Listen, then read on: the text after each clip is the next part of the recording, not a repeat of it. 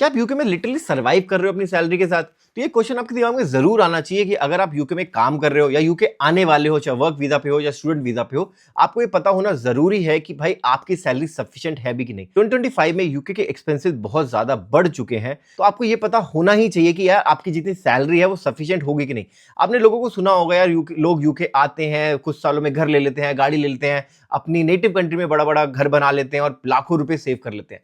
वो social media पे देखने और सुनने के लिए बहुत अच्छा लगता है, क्योंकि दूसरे की लाइफ हमेशा हमें अच्छी लग सकती है, बट रियलिटी में आपकी सैलरी क्या उतनी है कि आप यहाँ पे सर्वाइव करोगे या एक बहुत अच्छी लाइफ जियोगे। स्पेशली मैं आज बात करूंगा यूके में क्या हम इतनी सैलरी कमा सकते हैं कि यार हम अपना पैसा भी बचा ले और अपने फैमिली को भी यहाँ पे सपोर्ट कर सके अच्छे तरीके। तो गाइस पूरी वीडियो में बात करेंगे मंथली एक्सपेंस के बारे में, कितना खर्चा हो जाएगा, स्पेशली अगर आप एज ए फैमिली यूके में रहते हो। आपको पता होना बहुत जरूरी है कि भाई आप किस लोकेशन पे रह रहे हो, तो आपके मंथली एक्सपेंस एटलीस्ट कितने होंगे, ताकि अगर आप सैलरी की बात करो किसी से तो ऐसा ना हो कि यार आप यूके आ जाओ एक छोटी मोटी सैलरी लेके जो कि आपको आईएनआर में कन्वर्ट करके बहुत ज्यादा लगे, बट यूके में वो सफिशिएंट ही ना हो। तो गाइस वीडियो पूरी एंड तक जरूर देखिए। इन वीडियो में बात करेंगे कि क्या होता है मंथली एक्सपेंस यूके में, पर उससे पहले अगर आपने चैनल को सब्सक्राइब नहीं किया है तो सब्सक्राइब जरूर कर देना, क्योंकि आपको ऐसी important update time to time मिलती रहेगी इस चैनल के थ्रू।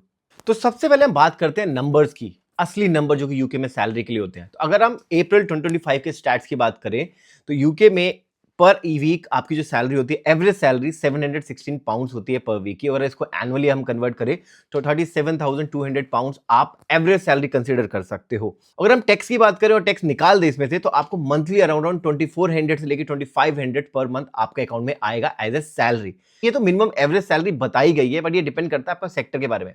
फॉर एग्जाम्पल अगर आप टेक इंडस्ट्रीज हो तो एवरेज सैलरी आपकी इतनी नहीं रहेगी, आपकी सैलरी होगी बिटवीन 50K से 70K के बीच में।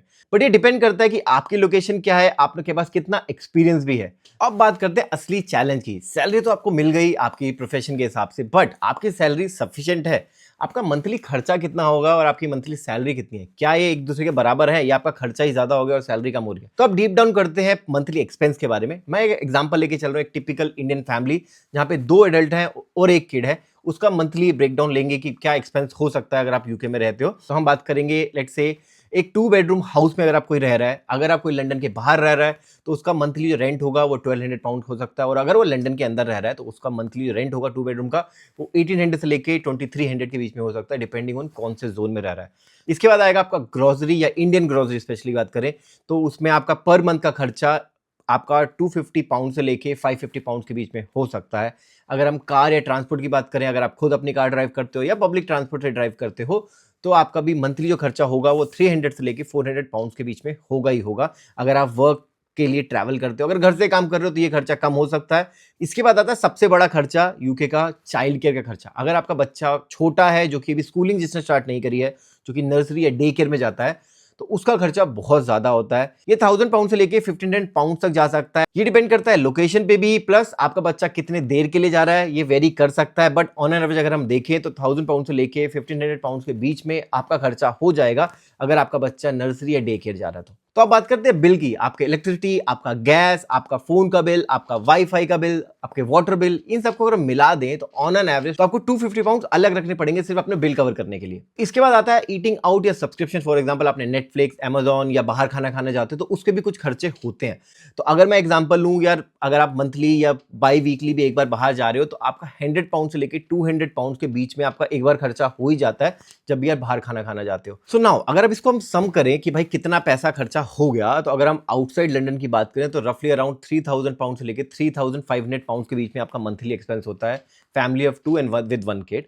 अगर हम ये लंदन की बात करें तो यही 3500 से लेके 4500 के बीच में होता है, ये ऊपर भी जा सकता है, बट ये आपको ने ब्रैकेट बता दिया। तो अब आपको पता लग गया कि भाई आपका मंथली एक्सपेंस ये है अगर आप लंदन में रहते हो और अगर लंदन के बाहर रहते हो। तो अब आपको पता लग जाएगा कि यार अगर आप सैलरी किसी से बात करोगे तो आपकी सैलरी कितनी होनी चाहिए। तो ये सब कैलकुलेशन देखने के बाद आपके दिमाग में आ रहा होगा, आर यू फाइनेंशियली सेफ? आपने इतना काम किया, दिन रात मेहनत करी, आपने सैलरी कमाई, बट आपके खर्चे इतने ज्यादा हो गए कि यार वो पूरे ही नहीं पड़ रहे। अगर आप एक एग्जांपल भी लेके चलो, बेयर मिनिमम सैलरी मैंने बताई एवरेज 2500 आप पर मंथ कमाओगे, बट आपके जो खर्चे ही हैं आउटसाइड लंदन की बात भी करूं या लंदन में बात करूं तो मिनिमम आपको 3500 आपको एक्सपेंस हो गया। तो अगर आप कैलकुलेट करो तो 1000 पाउंड का आपको लॉस ही है अगर एक बंदा काम कर रहा है, और 2 लोग काम करेंगे हो सकता है ज्यादा मिल जाए, बट ऐसा नहीं है कि उतना करने के बाद भी आपके जेब में पैसा बच जाएगा। तो आपको ये कैलकुलेट करने की जरूरत है कि यार आपके खर्चे कितने हैं, आपकी टोटल सैलरी कितनी है और आप पर मंथ कितना सेव कर पा रहे हो। अगर आपकी सेविंग जीरो हो रही है, आप हैंड टू माउथ चल रहे हो कि 2 लोग काम भी कर रहे हो, आपको सब कुछ मेहनत कर रहे हो, बट एट द एंड आप सेव ही नहीं कर पा रहे, तो is it right job for you? आपको सोचने की जरूरत है कि यार क्या मुझे जॉब चेंज नहीं करनी चाहिए?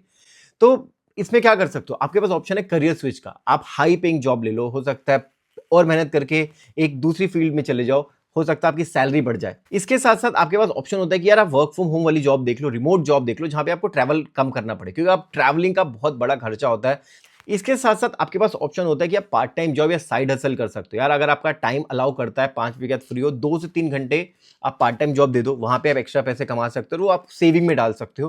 तो इसके अलावा एक और ऑप्शन जो आपके पास होता है वो होता है कि आप सिटी मूव कर जाओ। अगर आपका लंदन में काम नहीं है, लंदन के आउटस्कर्ट पे आप रह सकते हो, थोड़ा बाहर रह लो जहां से आप ट्रैवल कर पाओ, अपनी व्हीकल से ट्रैवल कर लो या लोगों के साथ शेयरिंग कैब में चले जाओ, ये ऑप्शन देख सकते हो। या अल्टरनेटिव सिटीज होती हैं लंदन के अलावा, मैनचेस्टर, बर्मिंघम, ये चीपर सिटी होती है, पे स्केल सेम होगा बट आपको रेंट वहां पे जो खर्चे होंगे वो कम हो जाएंगे। तो अगर आपको कोई जॉब मिल रही है, नंबर्स बहुत अच्छे लग रहे हैं अगर आप आईएनआर में कन्वर्ट करोगे, बट ट्रस्ट मी ये नंबर सफिशिएंट नहीं है। आप यूके में एज ए फैमिली बहुत ही ज़्यादा डिफिकल्टी होगी आपको सर्वाइव करने में।